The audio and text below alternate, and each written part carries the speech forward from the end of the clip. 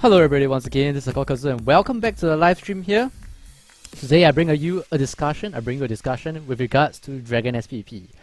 So for those on the YouTube, this is actually what I call a serious Dragon S PvP talk. And I actually wanted to record this video standalone, like off stream.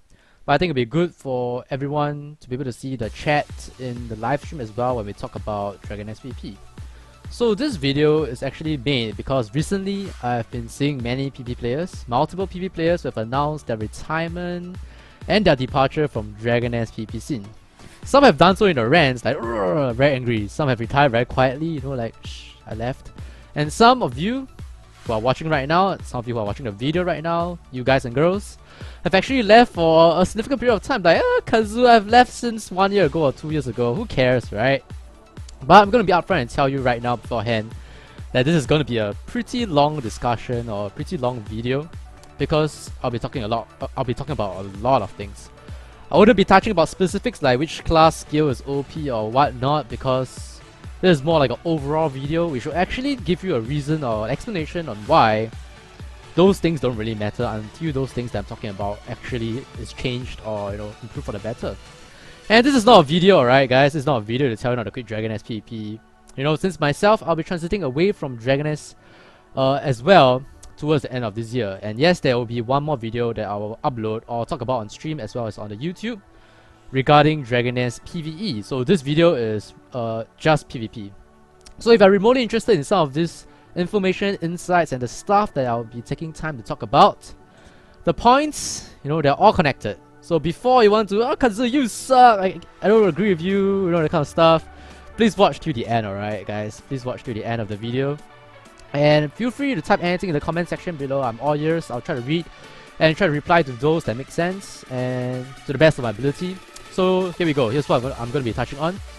Number one, alright, the main reason why people are quitting and a lot of people are retiring is the frustrations faced by the season. I'm talking about season, you know, PvP players have been around for 1 to 2 years. You know, some of you guys have participated in a few tournaments, you know, where there is tournaments, you know, and somewhere, some Dragon S servers do not even have tournaments, you know, unfortunately. And what are those frustrations faced by these PvP players today? You know, that's the first thing. The second thing we'll talk about is what have been changed, alright, what have been changed or balanced for Dragon S PvP so far, and what has been done in general, you know, down to some of the general balancing they have done to certain classes, you know, the direction of balancing they have been doing. That'll be point number 2. And number 3 will be why Dragon S PvP will probably never be an esports despite its great potential to be one, alright? This comes from myself, alright? Personally, I believe that Dragon S PvP has that place in esports. I believe the skill level it requires you to master a class to be able to fight against the myriad of classes, to be able to play against many people, you know, many different levels of people, different mind games, different mindsets, different, you know, class compositions, makes Dragon S PvP have that potential to be an esport. But, you know, I'll talk about why it'll never be, or it'll probably never be unless certain things will be changed. Of course, I'll be talking about those things, which is point number 4.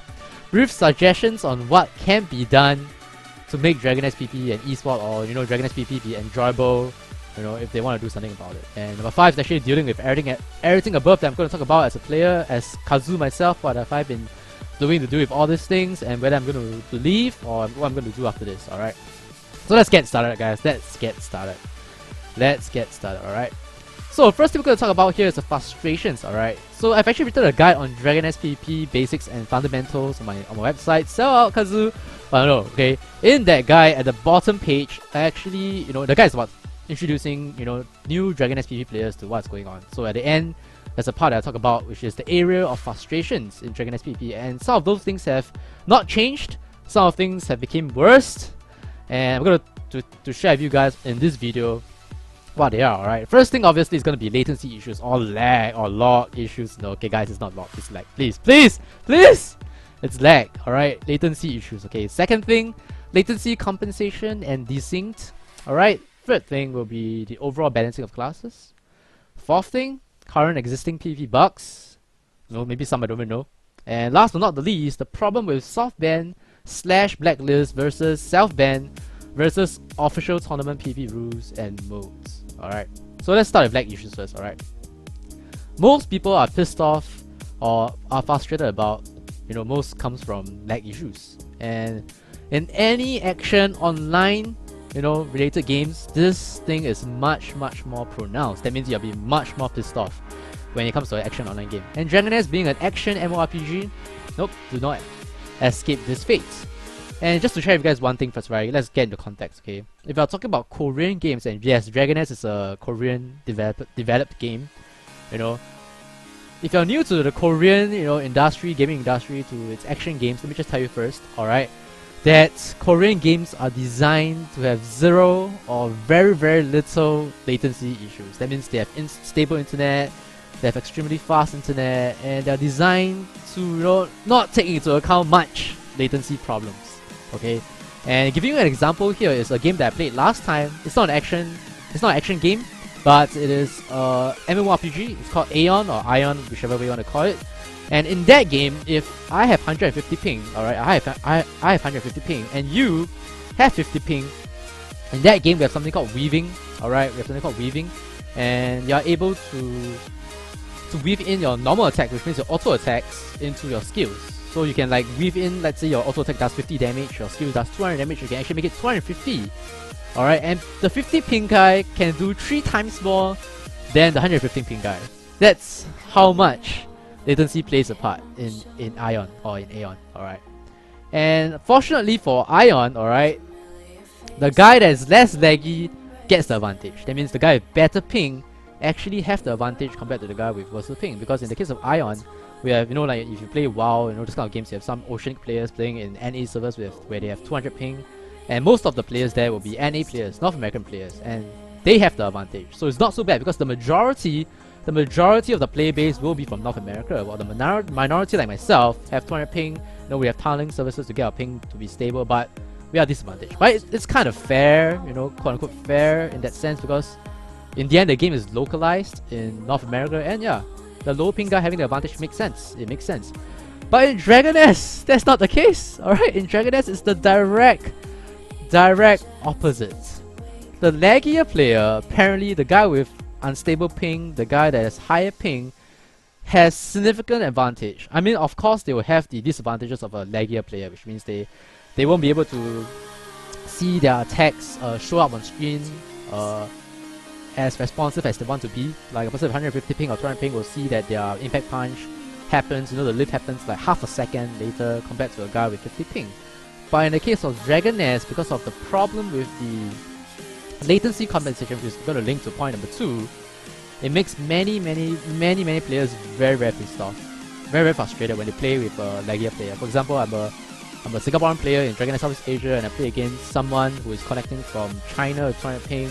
And yep, they're teleporting everywhere. You can't seem to stagger him, you can't seem to flinch him. He seems to have unlimited number of air evasions. Yes, he seems to have unlimited number of passive defensive skills. And when you don't flinch him, but the thing about Dragon Nest PvP is he's able to flinch you, and because you're not lagging, you do not have your hit states resetted, he will still be able to combo you. And in the case of Dragon Nest, the laggier player actually has the advantage, as long as he knows how Dragon Nest PvP works. In the case where if you watch Zincrease videos on X-Key Toshio, where he does his combo shows with his gladiator, you can see how he managed to combo the Zami despite him having like 200 ping when he's playing from North American servers when he's actually from Australia. So under the skillful player, a laggier player actually has, I would say, decent advantage. But a lot of people will say, a lot of these laggier players will say that, hey, if I have 30 ping, you wouldn't even stand a chance at all. But that's another case, guys. That's another case. But the point being here is that Dragon Nest latency compensation, which is point number 2 right now, and Desync actually favors the laggier player. And in the case of localization for games, the majority of the player base is the ones that is having lower ping.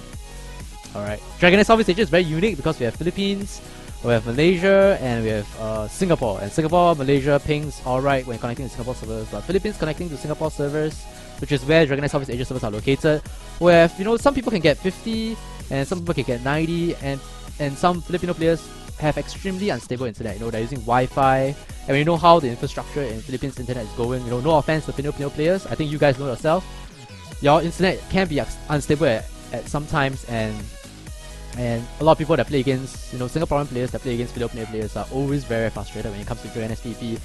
And this is just the truth, guys. This is just the truth. Not trying to be, racist or countrysist or anything, but that is the sad truth.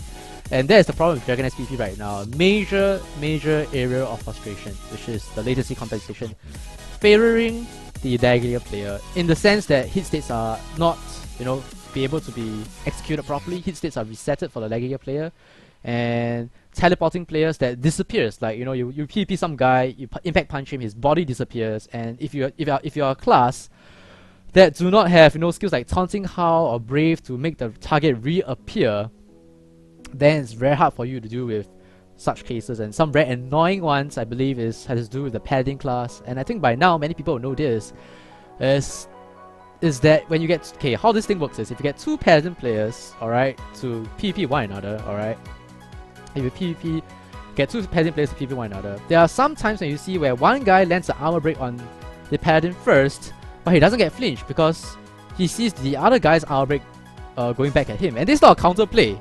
This is not a counter play. Armor break can be broken by armor break, alright? But because of latency compensation, the guy that's laggier is able to exploit this and prevents himself from getting flinched. For example, you can even do something like when the guy is getting armor break, he cuts a shield blow and he doesn't get flinched at all as well. So these are some things that Paladin mirror match players will know, and I know this is extensively used in the Europe and North American scenes because you don't see people in Southeast Asia talking too much about this. Like, you don't see people talking about this in the forums. I'm pretty sure this is quite unknown and unheard of in general for the average Paladin mirror players. If you talk about Sandar Bomb, A City for the Win, Holy Lito, Nima, I don't miss any names. Oh shit, Arate. There's some good Papa Riggs. They do all the Guardian mirror matchups and they know, alright, they know this exploit. So this is the second point we'll talk about, guys. People are very frustrated because of this. And this brings us to the third point, alright, overall balancing of classes. Okay, when we talk about this, right, we actually refer to our overall second point, which is what has been balanced or changed for Dragoness PvP so far. Okay, you guys have to go all the way back to downtown. Just kidding. You guys have to go all the way back to, I would say, like when tournament started for Dragoness PvP, which was at 40 cap. Alright, at 40 cap, where you have the Ice Shield Power Defense going crazy. You can never break a Sorceress or Elemental Lord when he's using Ice Shield. You have the case where one Spiral Vortex in level 50 cap can take away half HP of a opposing player. One DSK, one Spiral Vortex is gone, boom, dead. And then you have your HD Spiral Vortex, damage crazy. Kickshot iframes, Cyclone Kick iframes were around. What am I missing here? We have the days where Alchemists, Adepts, Gear Masters, Gear Masters, Mechaduck summoning, gone crazy. Mechaduck summoning has iframes, one Icicle Expression can kill off 50% HP. One Justice Crash, the guy is dead. Okay, the guy doesn't die in one Justice Crash, guys. The guy doesn't just, but yeah, you get the point. In the 40 or rather, Kenshi is saying 32 cap, so 32 to 50 cap days where we do not have the T4 changes to the skill build, things were very, very crazy. And there was obvious biasness, I won't say biasness, obvious class choices to choose for PP: Acrobat, Mercenary, Illustra, and yeah, this 3. Because it was 3 versus 3 last time, when we have only like 5 classes. And maybe you want, let's say if it's 4 versus 4, you bring in the Gear Master. So you have you don't really bring in Adepts unless you want to use the Cocktail, but that one's really, you don't have much choices basically. But Mercenary, Acrobat, this 2, and Elemental Lord or Illustra, this 3, basically Tempest, I think that time was Destroyer, and Illustra, this 3. These 3 were definitely the number 1 choices or very standard class composition choices during the 32, 40 and 50 cap. Even sometime into 60 cap before there was some balancing done to the Acrobat class because, Timeless too strong, beat the Korean counterparts, they nerfed the Tempest class until Oblivion, and that's where you see the Tempest class start to fall off. What else have changed, right? So after that hectic and crazy PvP balancing, I don't even get, okay, this is a small rant time, guys. I don't even get how in the comments people are saying that 40 cap and 50 cap days was the most balanced PvP. No! Alright, no! 30 cap 32 cap, 40 cap, 50 cap, and early 60 cap was the days when PvP was not balanced. There was a few classes that you choose that definitely supersedes any other class out there. Alright? So no. Alright? No. You know, whoever said that comment, you need to do some soul searching, you know. Maybe what you like was the wall bounce combo, you know, era. But combos, you know, are the fundamentals and basics of PvP. You know, people, you know, in the past, when you can do combos, right, people are like, whoa, this guy is a pro, man, 180 side sweep action, woo! And then it turns out he couldn't even win a 1 vs 1 PvP when he meets a player that can do combos and knows the mind games and know the meta game. So the combo era no longer justifies someone being pro, guys. Combos are now the basic. Dragon S PvP has been around for a long time. Most seasoned PvP players know what combos are about. So no. Alright, 32, 40 cap, 50 cap was the days when it was unbalanced. And how do we know that? Because Dragon S PvP has always been going towards being balanced, but still being very unbalanced in a sense. Alright, it has gotten better, but it's still bad. Alright, I'm saying that it's good now. I'm saying that it is still bad, but it was 50 times worse last time. Okay, so what has changed? Let's get back. Okay, what have changed? Spirit Boost. Alright, Spirit Boost cooldown reduction has been nerfed to 10%. That's number one. Number two, last time the reason why people pick Mercenary and Acrobats and maybe Adepts or Illustra this fall is because of Cyclone X. Alright? Maybe Barbarian or Destroyer Barbarian for the Bone Crash, burst damage, but now why Destroyers fall off is because last time Destroyer was needed for the Maelstrom How. You know, group everybody up, Cyclone X, Spiral Age, bam, bam, bam, Icicle Expression, people die. It was a good execution of teamwork, but it becomes very stale because everyone was waiting for cooldowns. You know, cast Spirit Boost, I turtle in the Lost Temple, I wait for cooldowns, and then I cast Spirit Boost again, I try to engage, do some damage, back away, wait for the Cyclone X timing, bam, go in, go ham. Whoever execute properly will be the better round sport player. So that has changed because ultimate cooldowns has been changed to 300 seconds, am I right? It was first changed to 180 seconds and then they changed it to 300 seconds. So when it comes to rounds mode, the only time where you'll see ultimates being used, even with an Acrobat and an Alchemist with Cocktail, it is at the last 10 or 15 seconds, and that's with the guy having a cooldown plate for his ultimate in rounds mode. So that has changed the meta game for rounds mode a lot. People go for Bone Crash because right now it's no longer about waiting for cooldowns. Right now it's I go in with Spirit Boost, I try to land Bone Crash, I try to do burst damage, I get out, I heal up again, and I go back in. And then if no one gets killed, they look at the damage done, they look at the HP left, you know, things have changed. Last time, when you do rounds mode PvP, if both teams have 4 players left, it's a draw. Now, they look at the HP percentage if there's the same number of players left. So, PvP have systematically become better for rounds mode for sure.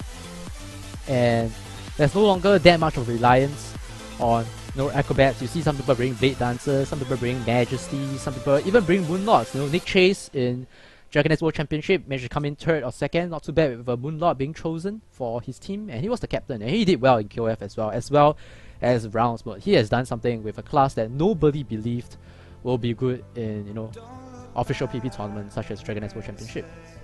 So overall balancing of classes is heading towards a correct direction. But what's the problem here, right?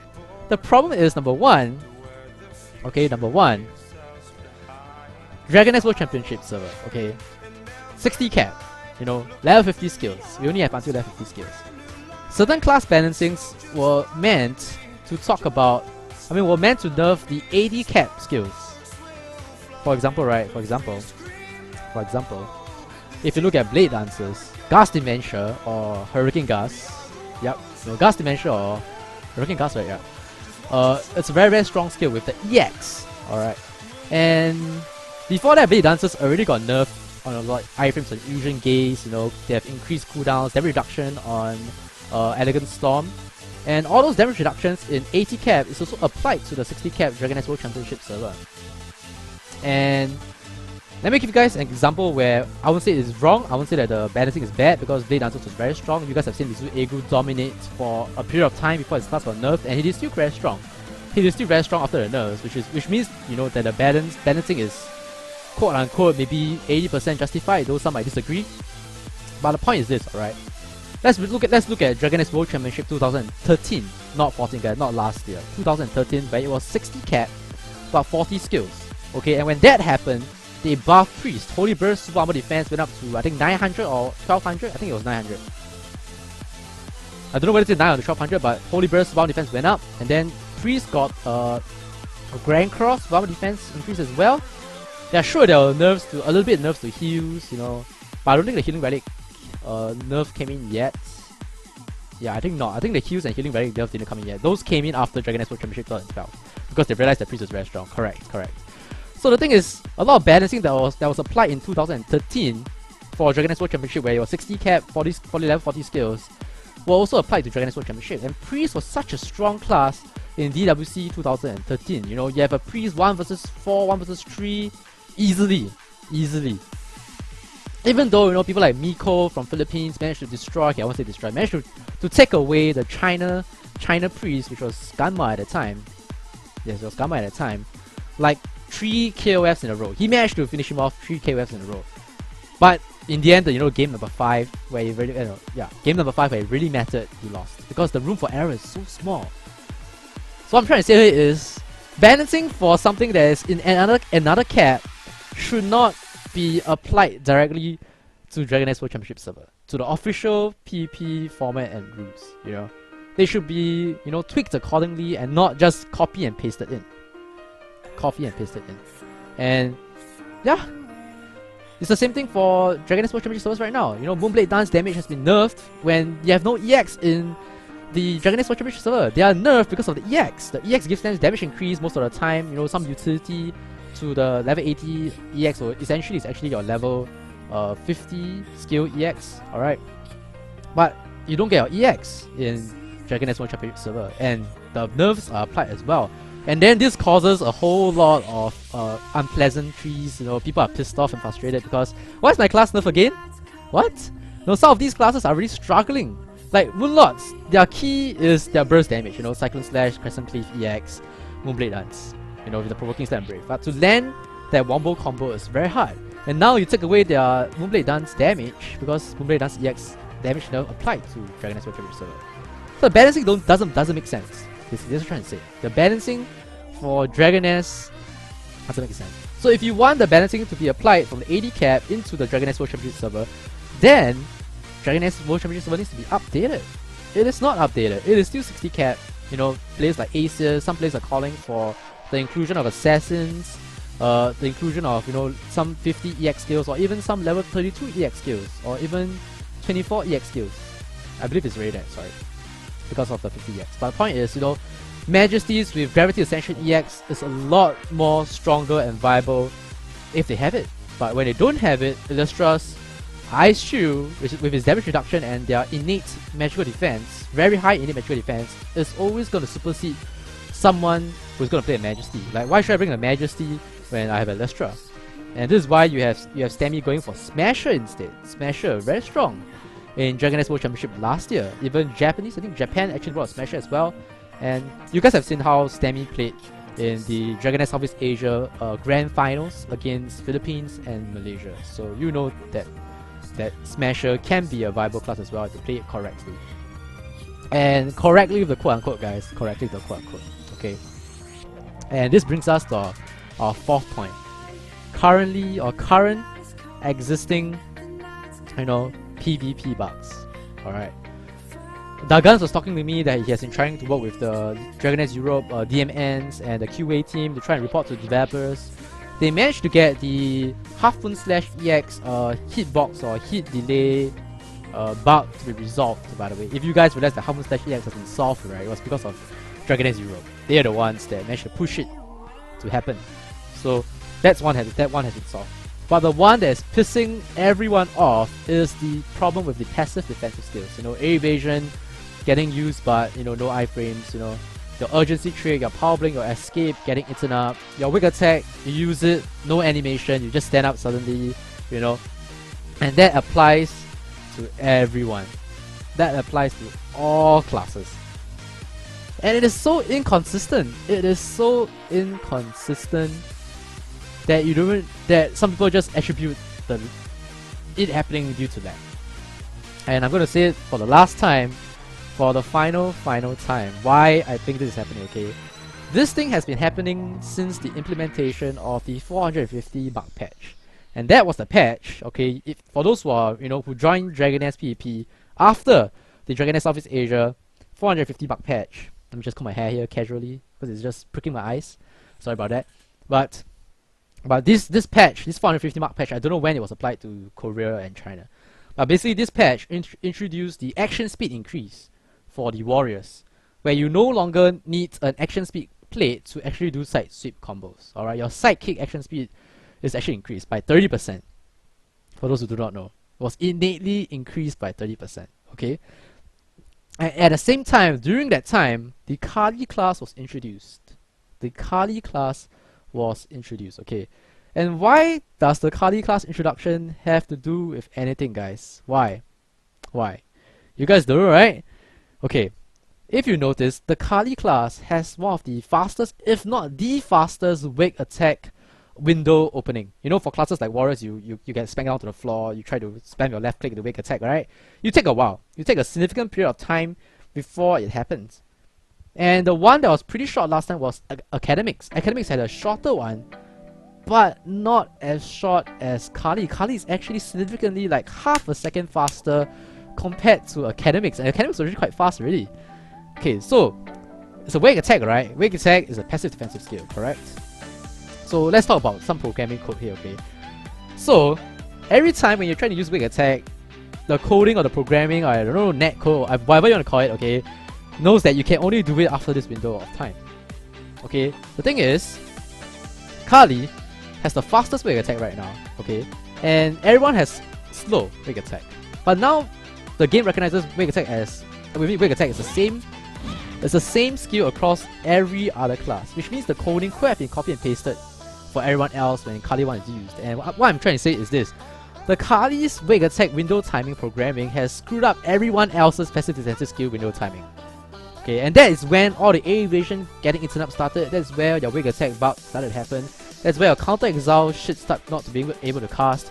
That's exactly when it happened, alright?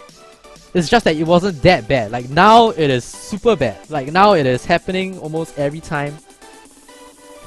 But it was already happening since then. It wasn't something that suddenly appeared, guys. It was been around for a significant period of time, and Kali was released in 2013, if I recall correctly, April.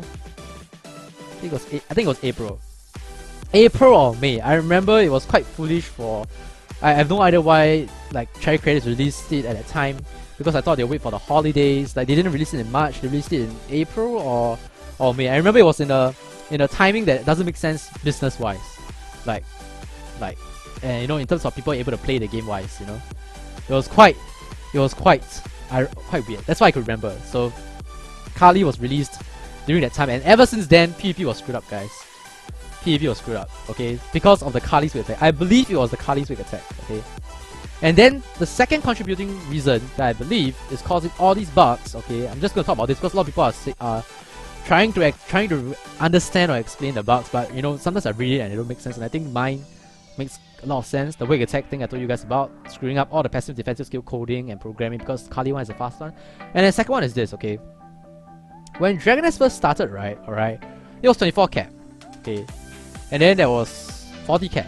Okay, I don't know whether the other services did a server upgrade or something. Dragon S Southeast Asia Cherry Credits claim that they did it. You know, they say that they are using solid state drives for the servers. Okay, and yes, there was a significant improvement. For those who actually play in 24 cap and 32 cap, there were skills that were actually not registering when you're doing skills like, I mean, when you're doing dungeons like DTMI. Like if you are, people are like, let's say if there was a lot of players playing, okay, and you were doing DTMI, you will see that some of the skills are not registering. And after they say they did the server upgrade into solid state drives, those things never happen anymore. And in fact, they don't even happen for the most part now. Like sometimes, I don't know, maybe during St. Haven Defense where things go crazy because of something new, that thing happens. But if you're talking about in general, you don't see that happening, or maybe because a lot of players have left. I don't know, you know, I don't know. Okay, let's now get to the PvE side. My point is this, okay? With every level cap increase, the information that the servers need to process is increased. But the servers are not upgraded. You know, maybe they are maintained, you know, they do their usual maintenance stuff. I do not know what servers do when they are in maintenance. Probably they remove all the data that is temporary data, you know. It's just like you clearing your temporary data in your internet browser. You know, clearing your cache, so you don't need to hold on to a lot of stuff. I'm pretty sure there's more than that. But basically, there's a lot more skills, a lot more information, a lot more data that the servers need to process, and the servers are the same. Get it? realize that last time in St. Haven, you do not find yourself having issues, you know, having crazily low FPS.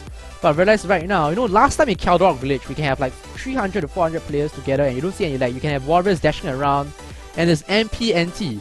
Why is it right now where you can't use skills in town, but everyone is still getting like 5 FPS outside Garden of Time and Space? Because a lot more, you know, shinies, costumes are around, a lot more animation stuff has been increased, a lot more beautiful stuff, cosmetics have been used, a lot of load is on the servers right now. And because of all this increased load, with the same configuration, with the same netcode, with the same programming, I think it somehow fucks up the Dragon SPP itself. Like, basically your server cannot keep up with the information that's being transferred. And basically people just get very frustrated with Dragon SPP, you know. This is why when Kali was first released, you don't see the wake attack bug, you don't see the air evasion bug that badly. And now with the inclusion of Assassin class, with the inclusion of Lancer class, with new 8-man nest, with all this new stuff coming into the servers are the same. They are the same. They haven't been changed. Alright?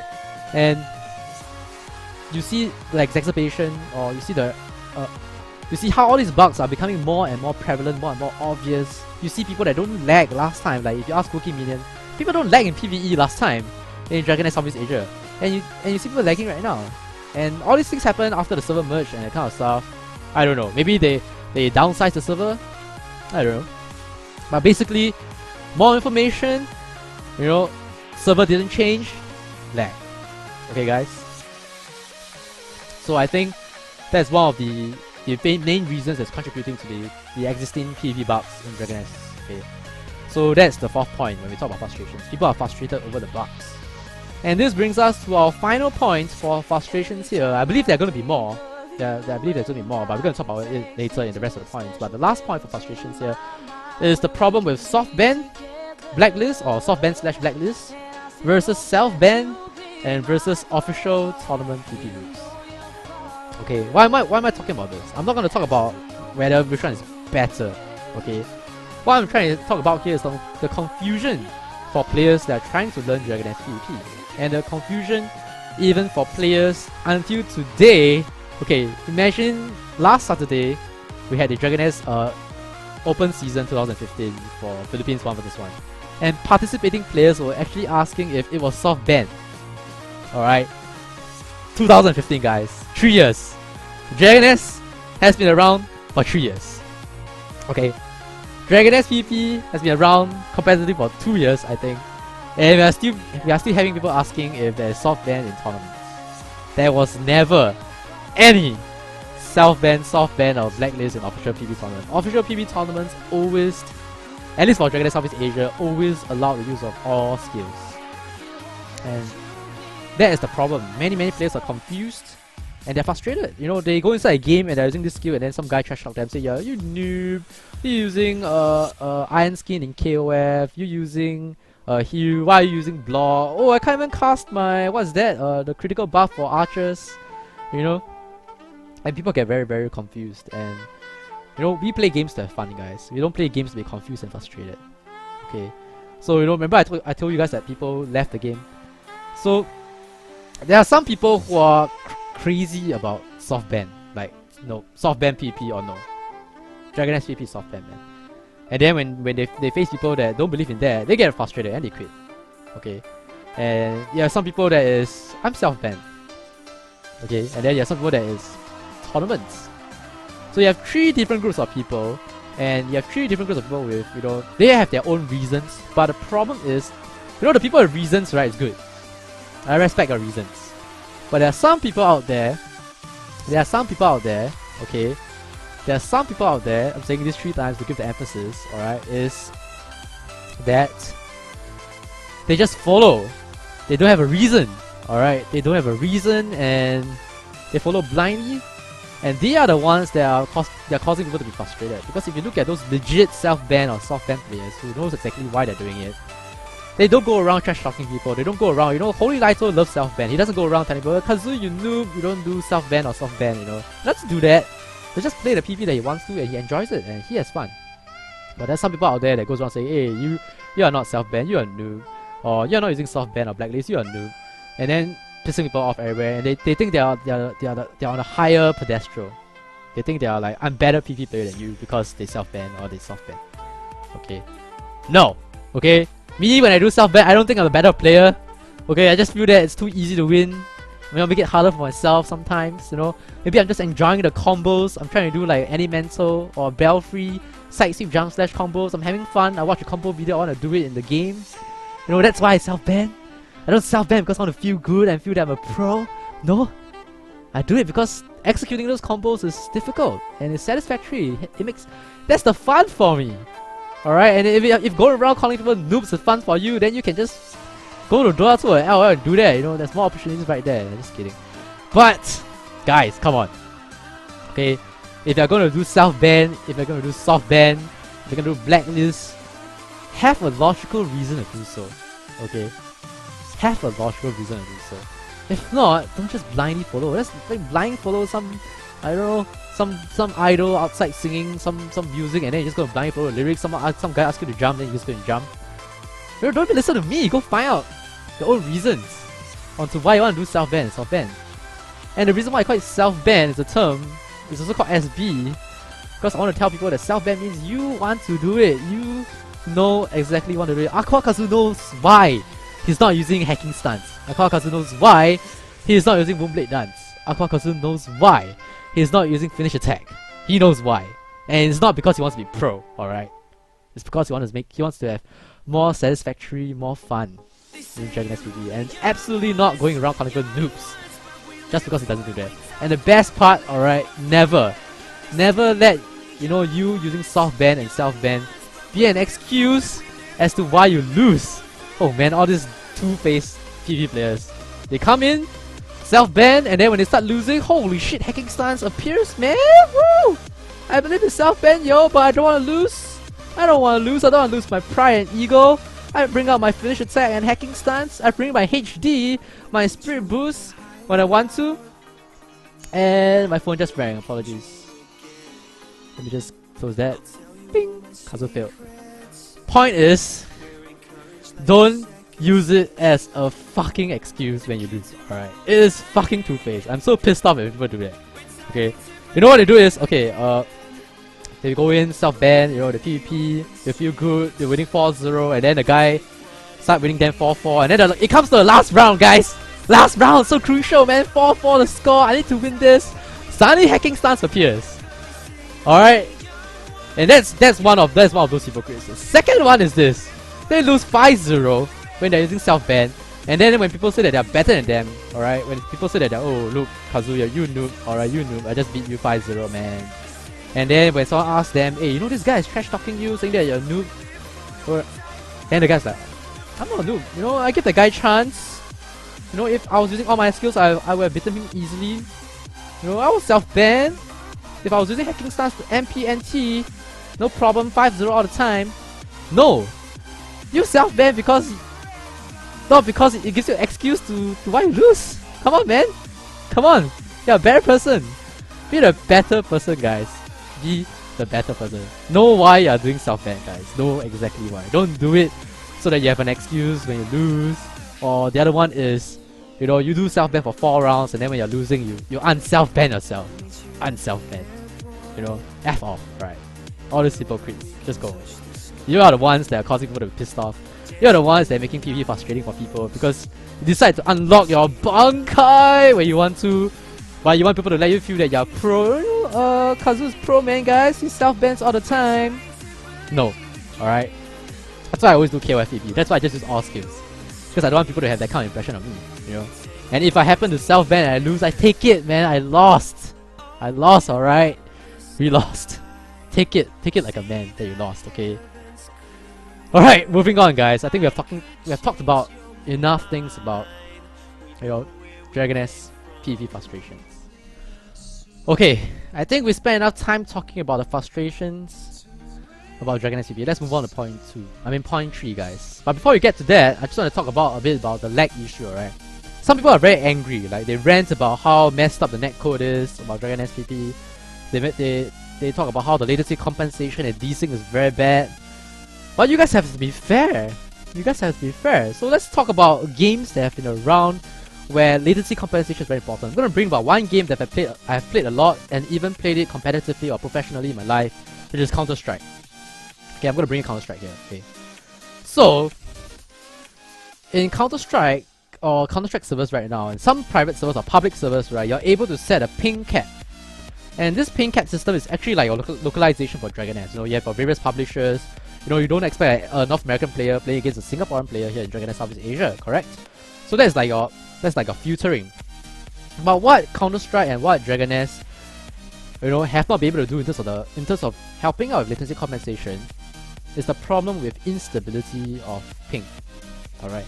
When you play Counter-Strike, right, a guy can have 5 ping or 50 ping or 60 ping when he's playing.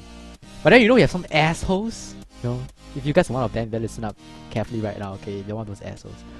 I have played competitive CS on online tournaments before where there are assholes, alright? Let's say quite quietly right now so they can listen to me quietly. There are assholes that starts downloading shit and torrenting and start seeding when they're playing CS. And then their ping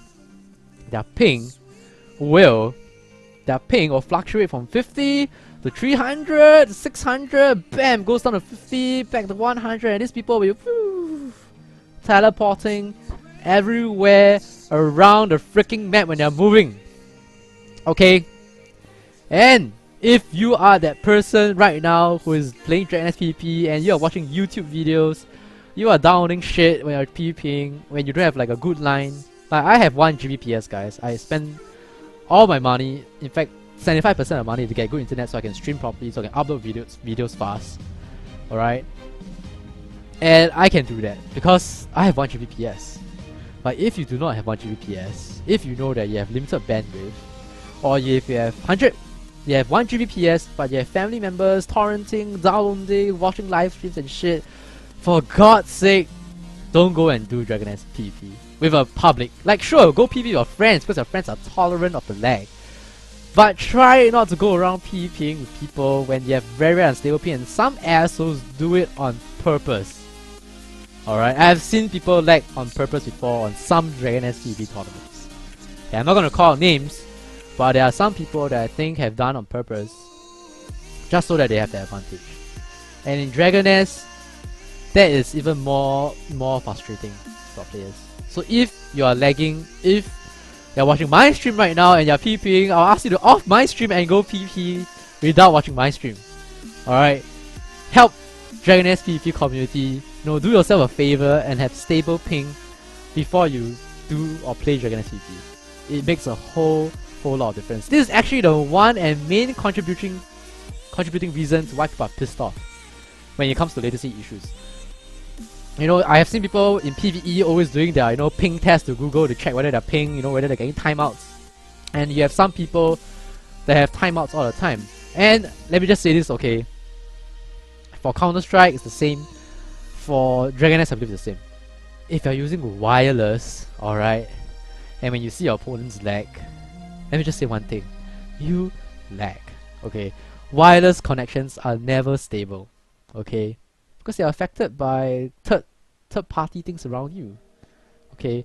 And it's not why it's through the air. Alright, it's through radio waves. I don't know what waves, okay? I don't know what waves. I'm not a wireless. I didn't study routers or shit.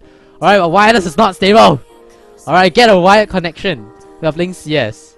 And if you want to get serious and you want to get good at Counter-Strike or any FPS game or Dragon S PvP for that matter, try to go wired. Alright? Try to go wired and make sure that you're not downloading shit, when you're playing. Please, don't do it on purpose. Please, alright.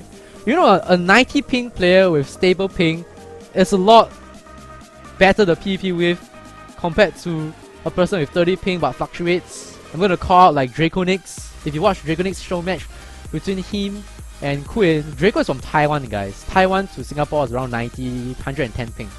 And he has stable internet. He didn't go download shit when he's playing Dragon S PvP. Okay? And he had a pretty stable show match with Quinn. And you can see he doesn't lag. He doesn't disappear. Sure, there's 1 or 2 times but people will attribute it to servers, but he doesn't consistently lag out or disappear when he gets flinched. You don't see that in that show match. You can go watch it right now, right? Like, you can go watch it right now and go see it for yourself. Draco doesn't lag. Okay, so Filipino players, if you have 80 ping and you're saying that you lag and that's why you're teleporting, no. If you have stable 80 ping, you wouldn't lag. Alright?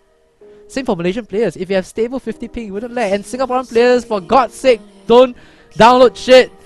Watch a YouTube video while you're playing Dragon SPP and say, oh man, my opponent is lagging. No, you are lagging. You are lagging. Always check yourself first. Okay? Always check yourself first before you want to go call out someone else. Alright, like if I lag when I'm PvPing, I'll tell, okay, maybe I'm streaming, maybe it's my fault. Because I'm doing a lot of shit. I'm streaming, I'm playing Dragon S, you know, I'm looking at the dashboard, maybe I'm loading a lot of stuff, that's why I lag. So I apologize. Alright, to the people that I PvP against, if I lag, I say sorry. I say sorry, okay? But have that courtesy to try your best. Like if your family is going to use the internet, you can't help it, fine.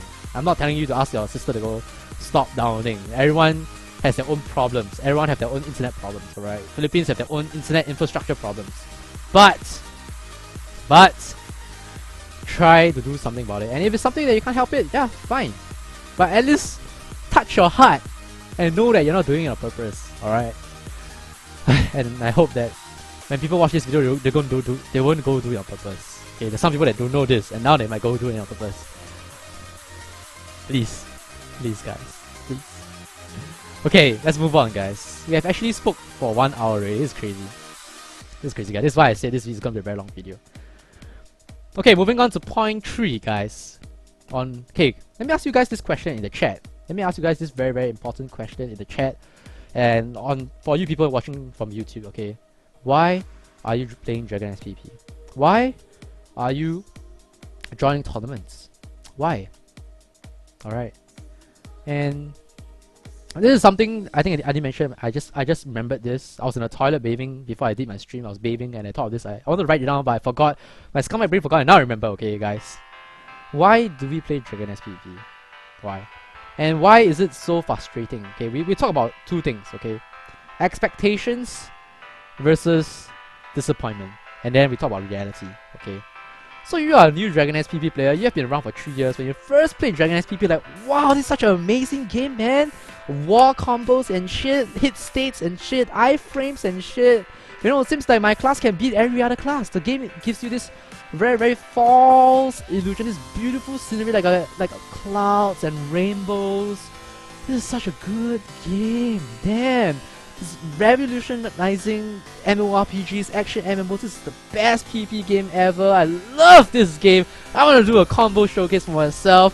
I want to beat all the classes. I'm gonna draw some tournaments and kick some Mizu Agu's ass, man. Throw some Agus around and play in the public rooms. Man, Dragon S is the best.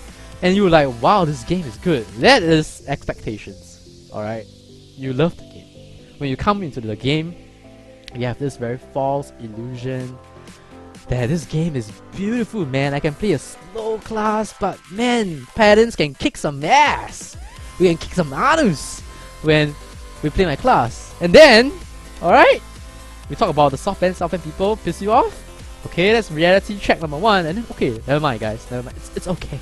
It's okay. It's alright. That's PvP tournaments. PvP tournaments tells you that you can use all your skills. Alright, let's go kick some anus. And you go into PvP tournaments and like, guys, I play a Majesty, I play a Gladiator, I play a Shooting Star, I play a Sniper, I play let's see, I play a Assassin. And you're like, guys, can I join? Nope. We only want Illustras, we only want Windwalkers, we only want Tempers, we only want Mercenaries. What's Gladiators, man? Gladiators are shit! Like, wait, what? Oh, this game is beautiful! This game tells me that I can beat every class! There's beautiful clouds! It's becoming dark clouds now! It's raining! It's raining now! There's thunderstorms! People are telling me no! I try to join, like, no! Your class is useless in the game! And then you get disappointed. Alright, you get very, very, very disappointed. And then you have some people that are extremely, you know, try hard like myself, alright, like Nick Chase, who I didn't even talk about Soul Eater. Soul Eater is like totally forgotten, guys. I'm sorry. Okay, but anyways, you know, Nick Chase tries to go Moon Lord, but you do realize the reality is that if you take a Moon Lord, you cannot take a Barbarian. Alright? You cannot take a destroyer. You have no Cyclone X. You have no Cyclone X. You have no super armor buff for your class. That's the reality. And how important is smaller buff in round mode PvP? It's super important. It's super important. How important is a Adept's Magma Wave? You know? Over a Love Virus? Magma Wave EX? How important is Ice Beam? Over something else? Your illusion that this is such a beautiful game is destroyed when you join PvP tournaments. Alright? And it's very sad. It's very sad. I have seen very enthusiastic PvP players coming into the game like, hey, I want to try this, man. I want to bring an artillery to Dragon PvP. And they cannot find a team. It may work.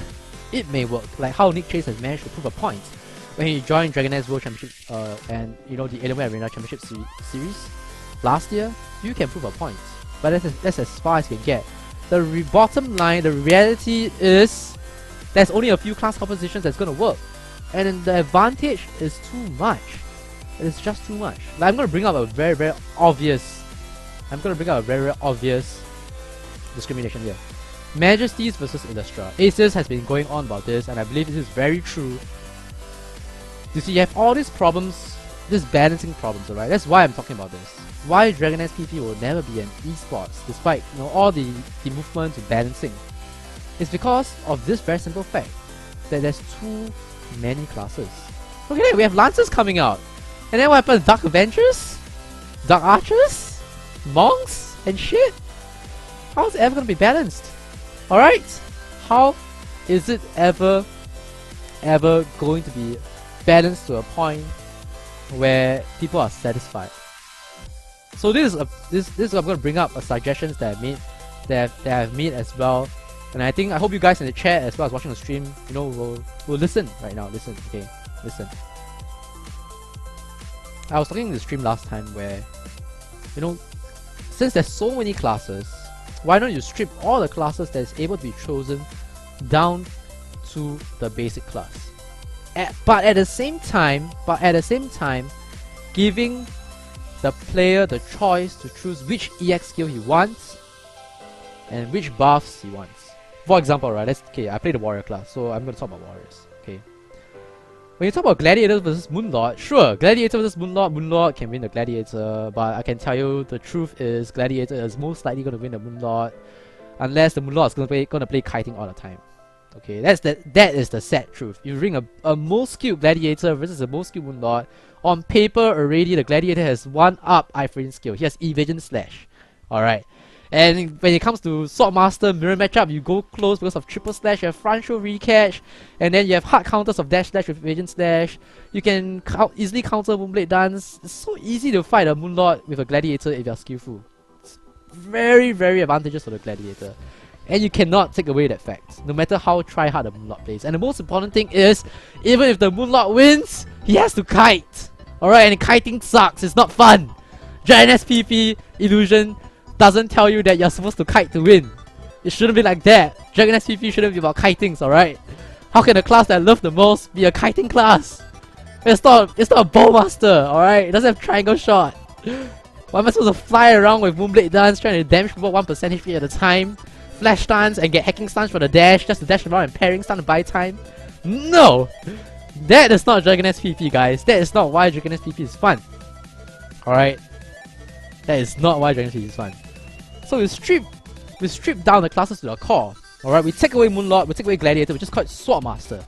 And you let the player choose whether they want Front Shove EX or they want Cyclone Slash EX. Obviously the choice is going to be obvious, I know. Obviously Front Shove EX, right? Obviously.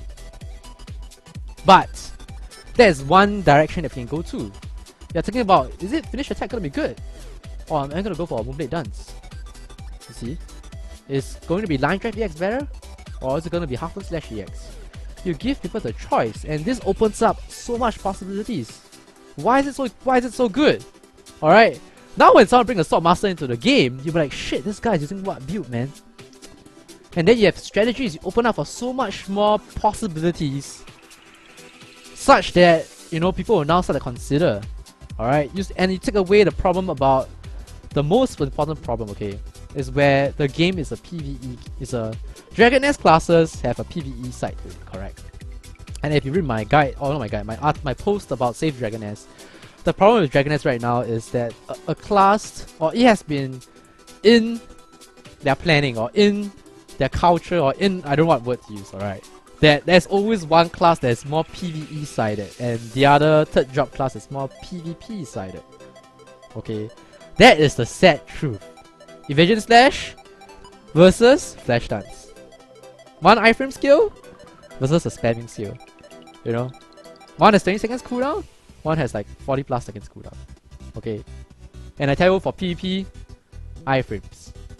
Anything, imagine a Moonlord now with iframes.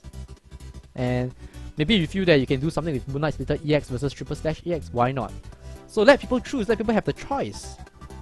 Strip away the Moonlord Gladiator. So now if I'm playing a Force user, I can take some from I don't know, Dina Ray EX, and then I still have my Gravity Ascension EX. And okay, I know in the end there'll be one very good choice or one specific skill to choose to give you the maximum utility. I'm not saying that this is the solution. I'm saying that this is the direction that we should go for. Eliminate the PvE sidedness of one third job class and the PvP sidedness of another class. Let them choose what they want to be. That's a start. And then after you strip down the third drop itself, which means within Sword Master, you go down to the basic class, which means warriors. Now warriors can choose whether they want Iron Skin or How Charging versus all the other skills that a mercenary have. I don't know. But I'm saying that this can be one direction that we go to. It's like a true PvP skill build. That's the first thing. And the second thing, you take away all the skill points and you give those skills fixed damage. Alright? You don't let people add. I mean, okay, the choice of letting people add 6, 11, 16 is an illusion of choice. It's just an illusion. Because you have to make opportunity costs. I mean, there's opportunity costs. If you go for Willing Staff level 21, you'll definitely lose something out in other areas, correct? That is the sad truth. Okay?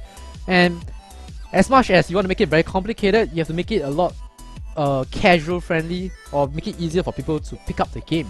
You take away all the problems with adding skill points, and you just let them add the skill. Alright, if you add Willow Kick level 1, it gives you the level 6 version. You don't need to add it to level 6 for it to be enhanced.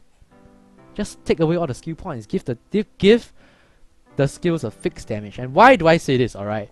Because everything will be so much easier to balance when you don't have the 6, 11, 21 things to balance. Like, you know, developers want to balance the damage of certain classes. They'll be like, okay, if I take away 50% damage, alright, then you know some players will say that, hey, this skills, I only keep it at level 6 and now you take away 50% damage, what? I need to add it to 16? Do I need to add it to 21 to keep the damage? You see, it's very confusing for developers to balance, or for them to listen to the community if the skills are at 1, 16, 1, 6, 11, 16 and 21. But if they're just level 1 and they have a fixed damage, it's very clear for everyone. I add this skill because it's 5k. Done! You see? You see? I know that these suggestions will not be implemented. That's why, guys, we say that Dragon SPP will never be an esports. You see the problem now? You see the suggestions that I'm making right now? Because, you know, in the chat you can see it is too much work. It means there's more work. And let me now tell you the main reason why Dragon SPP will never be an esports, okay? Okay, if you look at all these PvP tournaments that has been happening so far, right? They are all a lie. Yeah, sure, they are small steps. They are, you know, some publishers trying. I'm gonna paste this in the video itself. I edit it in. Alright. In 2011, when Dragon S first came out, the 24 cap, it won the award of Best PvP Game for the E3 Awards. Alright, in Dragon S North America. Okay. And Nexion, alright, never organized a single PvP tournament in North America, even though the game was the best PvP game in E3 Awards. You see the problem here? You see the problem here now, guys? You see the problem that Dragon S North America never joined Dragon S World Championship? Because for every publisher to join Dragon S World Championship, they need to contribute to the prize pool, which means if you want to send a team, your publisher needs to pay a certain fee. Alright, so the prize pool is 50k and there are 10 publishers, each publisher will pay 5k. It's very simple.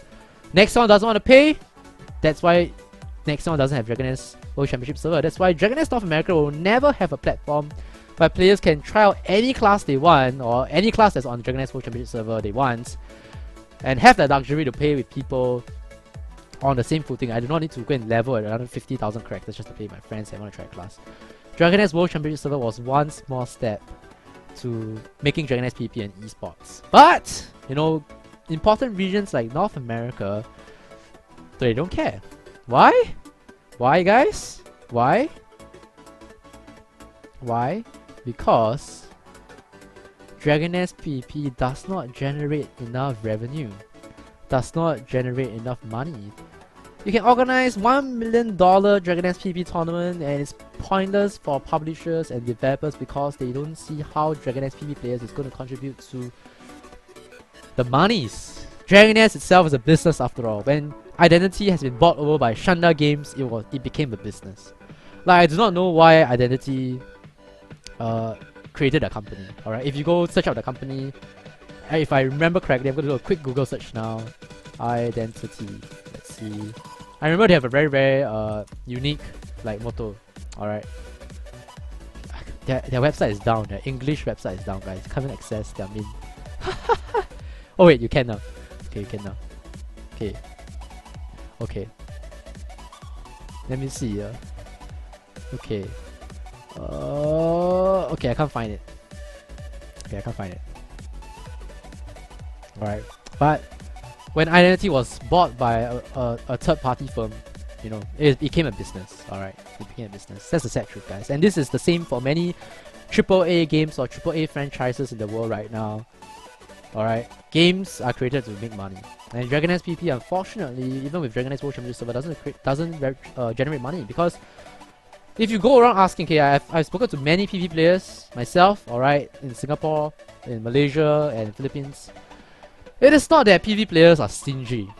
Alright, look at Dota 2. People spend $50 for Arcana set for Shadow Fiend. People spend $60 or $45 for a Crystal Maiden Arcana set. People spend $40 for Phantom Assassin Arcana set. People go around buying stuff. You know, look at CSGO. A knife cost 1.8k dollars. You know, there was a knife that was sold for 10,000 euros. Alright. PvP or esports concerned players do spend money. Alright, people spend a lot on League of Legends skins as well. Alright, let's not forget League of Legends here. It's very lucrative. Alright, but the problem with Dragon S PvP is there is no platform for PvP players to spend on the game. PvP players don't want to spend $1,000 buying gacha boxes and play on RNG. They don't like RNG. PvP players detest RNG. If you look at Dota 2 boxes, right, recently the boxes, they always have this thing called non-duplication. They have 6 item sets in the box. You know, there's one RNG thing which is the exceedingly rare item, but you'll be able to get the item sets in the set once, and you won't get the same one. Like if the box has 6 items, just buy 6 boxes or 7 boxes for that matter, and you'll get almost everything inside. But Dragon S PvP players don't want to spend $1,000 buying a gacha box to get a wings where you know that you can't be seen in Dragon S World Championship server. You see a Desync, you see a problem now? You see the problem now? Dragon S content and updates are always PvE focused, because PvE is the one that gives them the money, not PvP. PvE players don't mind spending $6,000, $20,000, $40,000 every level cap, spending money, you know, opening those gacha boxes, opening 50,000 wings for cosmetics. They don't mind, and I'm not trying to judge all these people, alright? You can spend your money however you want, you're rich. But I'm saying that PvP players in general do not like that kind of spending. And they don't like the items inside either. Like, you have a Dragon S World Championship server. PvP players buy cosmetic to show off. People buy knives in CSGO so that when people watch their games, they say, whoa, you have such a nice knife. They feel good about themselves. PvP players love cosmetic. They love cosmetic. But they need to love the right cosmetic. The correct cosmetic. Not just any cosmetic. Like, if you make Moonblade Dance become Black Moonblade Dance for the matter, like you sell an item that is $15 that can turn my Moonblade Dance to black. Like, you know, Ichigo from Bleach. I can tell you that thing will sell like hotcakes. That thing will definitely sell like hotcakes. Hell, PvE players will buy it. Alright. You just need to know what. PvP players like that plus 13 red glow on your weapons. That's why you have PvP players using cherry credits to buy plus 13 services last time. People get an Ancient Sword plus 13 because they like the red glow in PvP. PvP players do spend. But you need to synchronize the platform. Like, why don't open a differentiated cash shop in Dragon World Championship server where PvP players can spend money on their characters and make them look better. Obviously the pricing has to be different. PvP players don't expect spending $50 on a costume, you know, that gives a lot of set bonuses. They don't care about the set bonuses. They only care about how it looks. Just look at how many ugly warrior costumes have been out since the start of Dragon S. You know? So, to do this is what I've suggested last time, alright? I'm incorporating my suggestions and how Dragon S will never be an esports together, alright? Is that Dragon S PvP, some big organization that cares about Dragon S PvP, it is best if it's identity themselves, alright? It is best if it is identity themselves, but I don't think it's gonna happen, sad to say, right? That is why it will never be esports. If someone really appreciates Dragon S PvP, I really appreciate it. I have organized tournaments where I throw in $4,000. I actually have organized PvP tournaments price pool up to 5k. I've given away $5,000, guys, for those who do not know. I've given away more than $5,000 organizing Dragon S PvP tournament myself. So if you tell me that I have not walked the talk, I have done it. Alright, I have given my fair share of Dragon S, you know, PvP organized by TEGaming myself since I've started doing TEGaming. Okay, I've given away so much already. And I realized that I can't do it alone. It's impossible. And it's just not possible. Alright. You need an organization that is big enough. Okay, it's going to be a similar story if it's going to work, but I can tell you the chances are less than 1%. Alright. If you go watch, I think it was Navi YouTube's channel, they tell you how Dota 2 came about. Alright. It was Ice Frog and the community and many people that persevered, and eventually Valve decided to make Dota 2. Alright.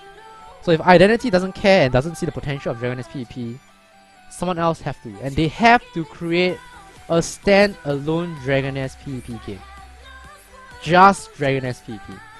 Alright. Create better modes, you know. Like this is what I foresee Dragon S PvP to be, guys. If it's gonna maintain its uniqueness and not too many overly nerfs, you know, we still want the classes out there, we still want the Kalis. I think that what Identity has done very well is to give each class their own uniqueness. That one, you have to give them the kudos. They have already created a very good game, but they just have not finished. Alright. So if Identity, if you're watching this, or someone who's looking for another, you know, a very unique game to be an esports, something different from your MOBAs, something very different from the FPS, something, you know, that is like Street Fighter but on a 3D scale, something that is very different, that could revolutionize, you know, PvP 3D combat, I bring you Dragon S PvP. Alright, and I think that Dragon S PvP in the end should be this. I talked to Fala before, okay? What if the only way to balance Dragon S PvP with its myriad of classes is to allow ban and picks? Alright, this is very hard because this expects every player that plays the game to know more than one class. And to master one class is already hard enough. But you think about it, if Dota 2 players can master more than one mid lane, one support class, one carry, why can't Dragon S PvP players? It is an esport, right?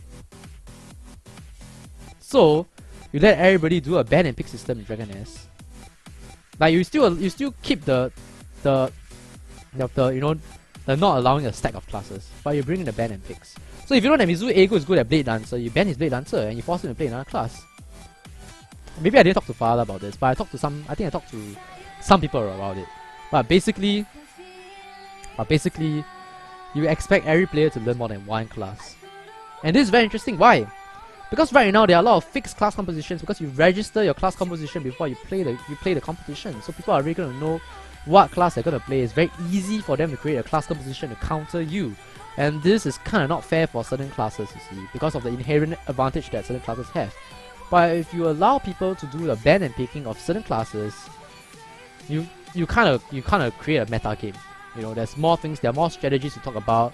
There are more things that there are more skills that is requested of certain players. And for every esports game out there that is successful right now, the skill cap, the amount of effort that you need to spend in the game has to be so high to justify it being a career of your own. Like, why can people go out there and say that they need to play Dota 2 for 8 hours and can call that a career, you know, their livelihood? Because the game requires them to do that. The same for Counter-Strike, you need to practice extremely hard as a team, you know, your personal skill. But Dragon Nest, at the moment, you can have people that don't play every day and still kick people's ass because they just need to play one class. You see? You see? But Nima, if you actually consider, like, if you consider a number of job specializations in Dragon Nest, yeah, sure, we're not close to Dota 2. But if you look at how Dragon Nest is expanding in terms of classes, right, we're getting there already, you know. Yeah, we already have 30 classes right now. We have 28 plus 2, we have 30. Dark Avenger is 31, and we're expecting 2 more Lancers. That's 33 classes already, and we're expecting 4 more Dark classes. There's a lot of classes in the game. And if you allow them to do a ban and take, obviously, that is in conjunction with all the balancing that I talked about just now, which is, you know, strip away the Gladiator Moonlord differences, give them the EX that they want, or do a different balancing altogether. But basically, they need to plug out. I think the most important thing about Dragon Nest PvP right now is they need to plug out the game. They need to plug out Dragon Nest PvP as a game itself, because you just can't implement a PvP cosmetic only cash shop. It's gonna piss a lot of PvE players off. Like, the PvE model is people spend $200 to $500 on average to get a very good item in the gacha box. Alright, if you're gonna sell a very nice looking sword or effect to a PvP player for $30, these PvP players are gonna say that it's not fair. You see, and the companies don't earn money. They can't just downsize and make $30 the same for a PvE player. You see, that's the problem. Because PvE and PvP in Dragon Nest right now is being mixed, and PvP players are forced to take the price point of PvE players. So plug out Dragon Nest PvP, have its own game, have its own price pool, cater to its own PvP players where you do not need to confuse yourself with the PvE community, and it's gonna be a lot better for everyone. So I think that is the end of the discussion. So I'm just gonna wrap it up here. Guys. So we talk about frustrations, we talk about the balancing that's been done for Dragon Nest PvP right now, that it's not enough, it's heading towards the correct direction, but still as bad. You know, there are more classes being added, we do not even know what the developers want to do. And the last point that I want to talk about here on why Dragon Nest PvP will now be an esports is very, very simple. Every successful esports game out there, there is strong communication between the community, aka us, and the developers, and the people that are making the choices on how it's being balanced. But obviously, in the Dragon Nest post that I mentioned, there is zero communication between, okay, I would say zero. Little to almost zero, alright? I would say that's like through the publishers and stuff. So let's give them some credit, guys. Let's give the publishers some credit. I know Dragon Nest Indonesia PvP players have been shouting and trying to feedback to the developers a lot. You know, they got their assassin physical defense and defense bug fixed within a week, while it took 3 months for Southeast Asia. So there are some communication, but it will never be. All these things that I say here will never happen. That's why I say it's less than 1%, because there's no communication. There's no avenue for communication. There's no way where people like you and I can go to the developers and say, hey, this is something wrong. This is not right. Can you fix it? Can you change this? You know, 50,000 players are saying that this is wrong. You know, do something about it. And every time when something is changed, we do not know why. They don't tell us. They just change stuff. Some stuff, like I always I said it on my, I think 2 streams ago, that I feel that, you know, let's say for example, kickshot EX iframe should have remained. Like, if they want to take away kickshot's iframe, they should have taken away the iframe for the non-EX and kept it for the EX. Give kickshot EX the iframe, and take away cyclone kick iframe, fine. But give cyclone kick EX iframe. Then you can differentiate between the Tempest and the Windwalker, you see. The Tempest will have kickshot EX iframe, but the Windwalker will not have kickshot iframe. But the Tempest will not have cyclone kick iframe, but the Windwalker will have cyclone kick EX iframe, you see. But that's if you want to differentiate between the two classes, which is very confusing. You just remove everything, you see. So the balancing, sometimes because of lack of communication, we do not know what the developers are doing. They don't seem to know what they're doing themselves. And I think that in any competitive game, whether it's CSGO, whether it's League of Legends, whether is it Dota 2, the developers or the people that are behind the scenes balancing the game will always talk to, I will say, the highest level of PvP players. You know, like for CS, they talk to the top 16 teams in the world. For Dota 2, they always talk to the pro teams. You don't see that. I mean, for League of Legends, it's the same as well. They do not determine what is changed, but they do send the feedback, and changes are made according to their feedback. Not directly, like they say, I want this to be 5 seconds. It doesn't become 5 seconds because a pro player said it's 5 seconds. But it is taken into consideration, and you see a change being happen, something is being tweaked here and there to see that if it's correct. You do not have that for Dragon S. You do not have anything about that for Dragon S. So, it's very sad. It's very sad, guys. Ultimately, this contributes to why people are leaving. People have been having false expectations for 3 years, 4 years, for some even in Korea and China. And after 3 years, nothing has changed. No communication, no change. Balancing, you do not know why they're balancing sometimes. And sometimes wrong timing, wrong, you know, I told you the 80 cap on 60 cap DWC. That's, in the end, you're just speechless, and yeah, that's why I don't blame people from leaving the game. So for people who think that, you know, Dragon is trying to be an esports, like if you look at Philippines, right, they have the MPGL, they have the TNC gaming competition. It is all facade, guys. Like, this is hashtag hard truths. It is all facade. You know, Alienware Arena Championship Series or Alienware Arena Season 1, 2, 3. It is not esports, guys. It is a hobby at best. Like, if you win it, you earn a few $1,000s. Yeah, sure, why not, right? Not telling you guys to go, like, not telling you guys not to go for them. It's good. But that's all it is. You, at the current state and the current direction that's going, Dragon S PvP will not be an esports. It will not be something that you can play and, I don't know, make it a career. You know, if you want to be a esports player, if you really want to go straight into pro gaming, don't waste your time in Dragon S. People have asked me, should I go try Dragon S PvP? Should I become a professional Dragon S PvP player? I said no. Go League of Legends, go Dota 2. That's where the money is at. That's the reality, guys. That's the reality. There's no platform, there's no system for Dragon S PvP right now to actually, you know, give you the right reason to tell mom, hey mom, I'm not studying right now because I'm playing Dragon S PvP. You just can't justify that unless you are like top 3. And I'm talking about top 3 in Dragon S Southeast Asia. Like, you come in first for Dragon S World Championship, and you get to fly over to China, to Indonesia, or you come in top 3 for King of Games, top 3 for Alienware Arena Championship Series or Alienware Arena Season 1, 2, 3. If you don't see yourself getting top 3, don't waste your time, man. Just don't waste your time. If you're doing it for fun, yeah, sure, go ahead, guys. If you're doing it for fun, go ahead. But if you want to go pro for Dragon S PvP, especially if you're in North America, I feel very sad, guys. For North American players, I feel very sad for them. Alright, so end rant, I guess. It's not really a rant, I guess. It's a discussion, guys. It's been almost 1 hour and 15 minutes discussion. And remember to leave for comments. And for those who have listened until the end, I thank you. I know I've been digressing here and there, but I hope you guys enjoy this discussion as well as the chat. Thank you very much. I think it's fine. I think it's been a great chat. And I hope you guys enjoy this video overall. My name has been AikawaKazu. Thanks for watching once again. And I'll see you guys next time. Goodbye. DDM Plushie, stay style.